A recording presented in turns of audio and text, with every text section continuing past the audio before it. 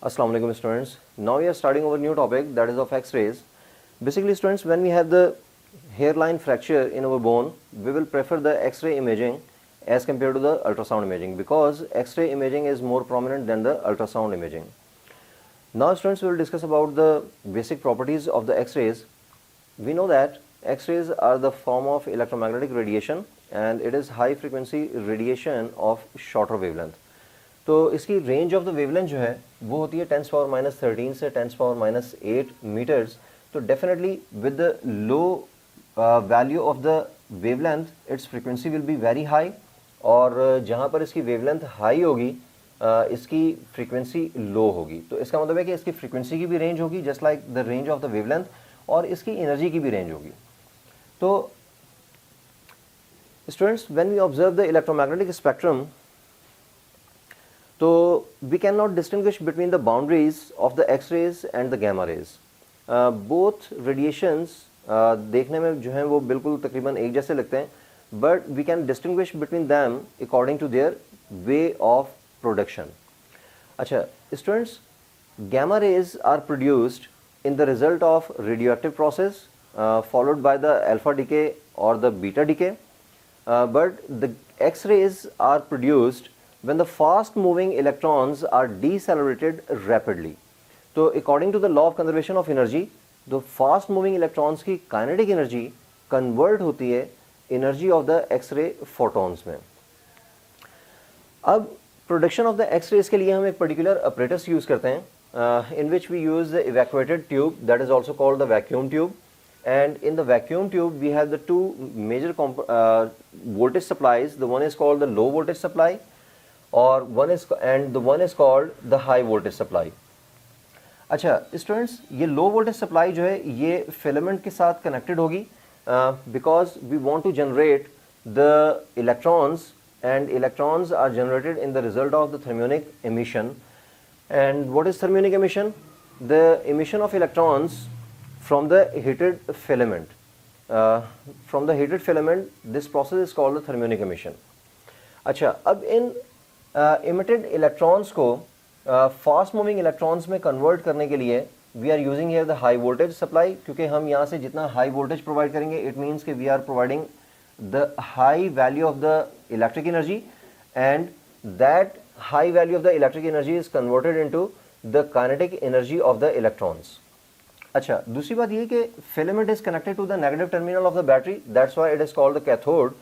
और इन इलेक्ट्रॉन्स में डीसेलरेशन प्रोड्यूस करने के लिए we are using here the anode, and why it is hard metal target, that is called anode. Why it is called anode? Because it is connected to the positive terminal of the battery high voltage supply. अच्छा, अब जैसे ये इस hard metal target को hit करेंगे, here we are using the tungsten, तो electrons will be decelerated और इनकी काइनेटिक एनर्जी जो है अदर फॉर्म ऑफ एनर्जी में कन्वर्ट होगी, and that other form of energy is called the X rays, X ray radiation. तो उनके फोटॉन्स जनरेट होते हैं या प्रोड्यूस होते हैं.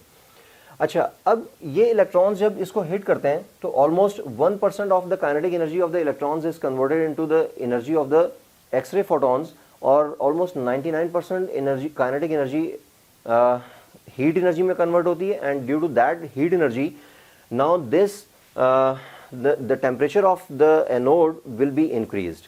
अच्छा, अब इसके टेम्परेचर को कम करने के लिए हम इसमें टू प्रोसेसेस यूज कर सकते हैं. एक तो ये कि हम इसको रोटेटिंग एनोड में कन्वर्ट कर दें.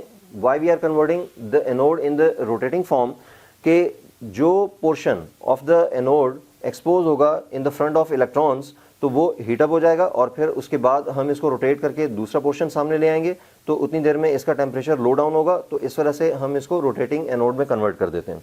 And the other process we can use the circulation of the water, क्योंकि वाटर सर्कुलेट करके इस एनोड में से हम हीट एनर्जी एब्जॉर्ब कर लेंगे और ये कूल्ड मेटल एनोड में कन्वर्ट हो जाएगा. अच्छा, अब यहाँ पर जैसे मैंने आपको बताया कि all of the energy of the electrons is not converted into the X ray photon energy, लेकिन दूसरी बात ये कि एक इलेक्ट्रॉन की वजह से एक फोटोन जनरेट होगा. When it is decelerated one photon will be generated. और यहाँ पर हम अगर आइडियल केस सपोज करें कि all of the kinetic energy of the electron is converted into the energy of the photon, x ray photon, तो अब यहाँ पर हम सबसे पहले तो ये देखते हैं कि इनकी काइनेटिक एनर्जी जो है वो किस पर डिपेंडेंट है। तो जितना ज़्यादा हाई इलेक्ट्रिक एनर्जी यहाँ से प्रोवाइड करेंगे, हाई एनर्जी इलेक्ट्रिक एनर्जी यहाँ से प्रोवाइड करेंगे, इसकी काइनेटिक एनर्जी उतनी ही ज़्यादा हाई होगी। So it means the kinetic energy of the electrons is equals to the electric energy. अब ये इलेक्ट्रिक एनर्जी हम किस तरह से कैलकुलेट कर सकते हैं, because we are talking about one electron and we know that the energy can be find out, electric energy can be find out by the potential provided into the charge of electron, charge of the particle। तो यहाँ पर हम particle use कर रहे हैं electron, so it will be equals to the VE, it is the potential provided by the high voltage supply and it is the charge of one electron। तो अब इसकी काइनेटिक एनर्जी हम कैसे find करेंगे, because this kinetic energy is converted into the photon energy, और photon की energy के लिए हम ये फॉर्मूला यूज करते हैं from the Planck's quantum theory, E is equals to HF। Now we can substitute this HF here. अच्छा, दूसरी बात ये कि यहाँ से हम ये सपोज कर रहे हैं कि all of the kinetic energy is converted into the photon energy, तो एनर्जी इंक्रीज होने की वजह से इसकी फ्रीक्वेंसी भी क्या होगी, बहुत ज़्यादा हाई होगी। अच्छा, वी ऑल्सो नो दैट कि we can write this energy of the photon in the form of the wavelength, that is HC over lambda. क्योंकि ये फ्रीक्वेंसी बहुत ज़्यादा हाई है, हाई फ्रीक्वेंसी है, इस वजह से इसका वेवलेंथ क्या होगा, लो होगा। And because of that low wavelength corresponding to the high frequency we can call it the cut off wavelength.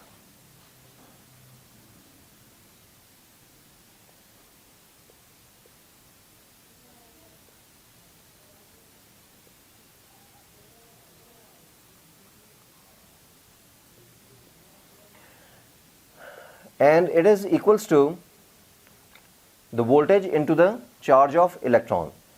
Okay, students, now we want to calculate the wavelength of the generated X-ray photon, that will be equals to the HC over VE, where H is the Planck's constant and C is the speed of light, and its value is 3.3 into 10 power 8, and this V shows the voltage supplied by the high voltage supply and E shows the charge of electron।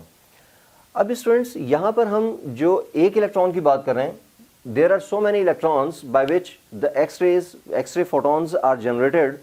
तो यहाँ पर फिर हर electron की kinetic energy different होने की वजह से यहाँ पर डिफरेंट